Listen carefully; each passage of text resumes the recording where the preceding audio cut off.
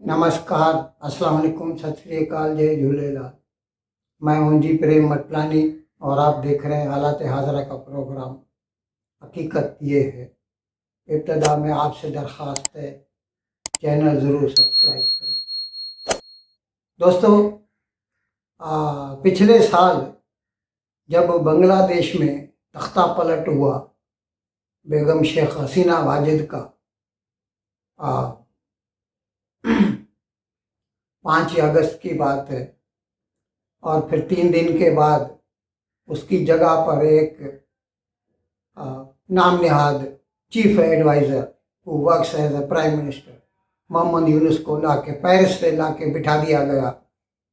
और हसीना वाजिद तो खैर 5 तारीख को वहाँ से निकल के हिंदुस्तान आ गई।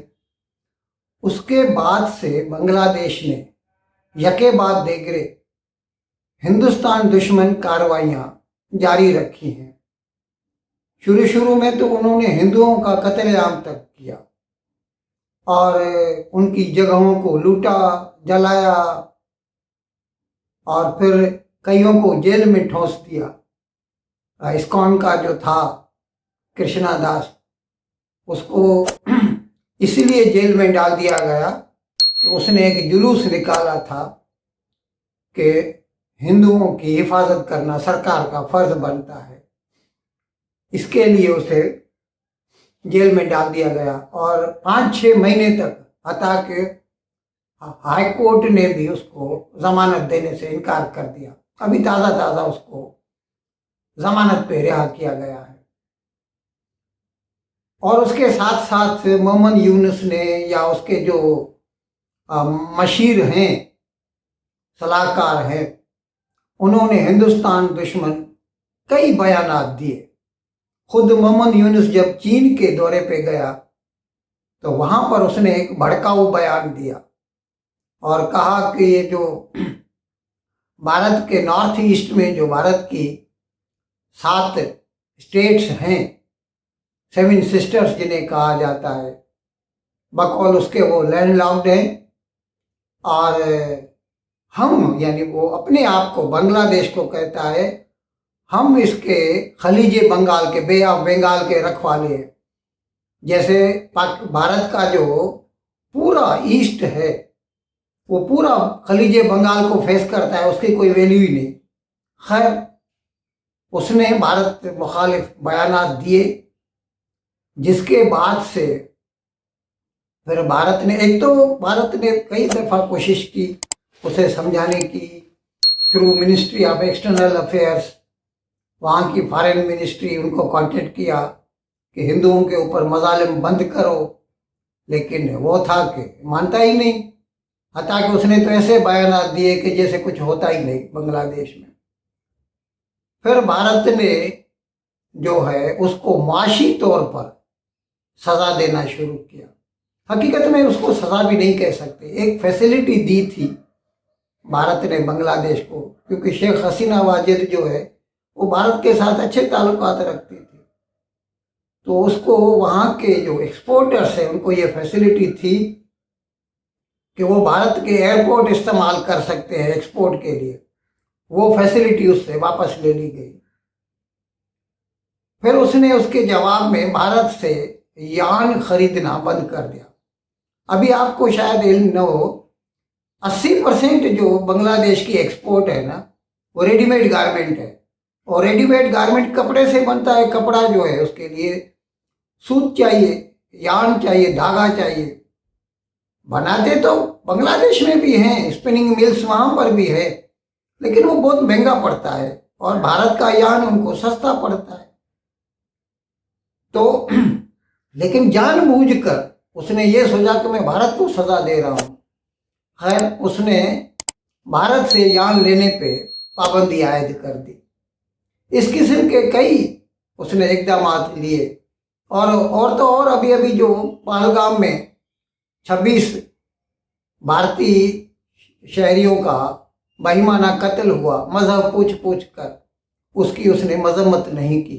उल्टा उसने हिंदुस्तान को धमकी दी। बांग्लादेश ने, उसके कई लोगों ने, भले ही सरकार कहे कि उससे हमारा वास्ता नहीं, लेकिन वो सब बांग्लादेश सरकार का काम था। कि पाकिस्तान की तरफ बुरी नज़र से देखा तो अच्छा नहीं होगा, जैसे ये कोई अमेरिका है।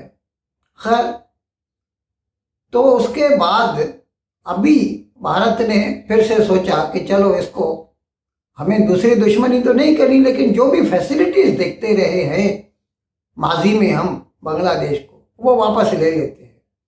अभी एक ऐसी फैसिलिटी ये थी बांग्लादेश को कि वो थ्रू लैंड रूट भारत को एक्सपोर्ट कर सकता है। ऐसे 6-7 मकामात हैं जहां से ट्रकों के जरिए भारत में माल आता था और हर साल तकरीबन 700 मिलियन का डॉलर, यूएस डॉलर का भारत बांग्लादेश से इंपोर्ट करता था माल, और उसमें ज़्यादा तो खैर रेडीमेड गारमेंट ही है। अब भारत ने ये फैसिलिटी वापस ले ली है। अब भारत ने कहा है कि आपको हमें जो भी माल देना है थ्रू सी रूट देंगे, और वो भी सिर्फ 2 बंदरगाहें, एक कलकत्ते की, एक मुंबई की। मुंबई में जो नावा शेवा पोर्ट है, जवाहरलाल नेहरू पोर्ट, ये director general of foreign trade, जो हिंदुस्तान का फॉरेन ट्रेड का बॉडी है, उसने एक नोटिफिकेशन निकाला है और उसमें उसने ये साफ कर दिया है कि फ्रॉम नाउ ऑनवर्ड्स बांग्लादेश को अगर कोई भी एक्सपोर्ट करनी है भारत को तो वो थ्रू सी रूट होगी, और वो भी सिर्फ 2 बंदरगाहें, लैंड रूट बंद कर दिया गया है। और इसी तरह हकीकत में भारत ने तो बांग्लादेश को कई फैसिलिटीज दी थी। वहाँ की पूरी इलेक्ट्रिसिटी वो भारत से जाती है और सस्ते भाव में। Petrol through pipeline, petrol diesel उसको दे दिया गया था घर बैठे और उधारी पे। और जब उसको तकलीफ थी, कोरोना के बाद की बात है, मेरे ख्याल में 23 की बात है, तो उस वक्त भारत ने उसको $2 बिलियन का कर्जा दिया था। ये सारी बातें बांग्लादेश भुला चुका है। सिर्फ हिंदू दुश्मनी, हिंदुस्तान दुश्मनी का जो चश्मा चढ़ा रखा है उसने, इसकी वजह से। तो अभी भारत ने कहा कि चलो ठीक है, तुम जहाँ रहो खुश रहो, हम आपको जो पहले फैसिलिटी देते थे अब वो नहीं दे सकते।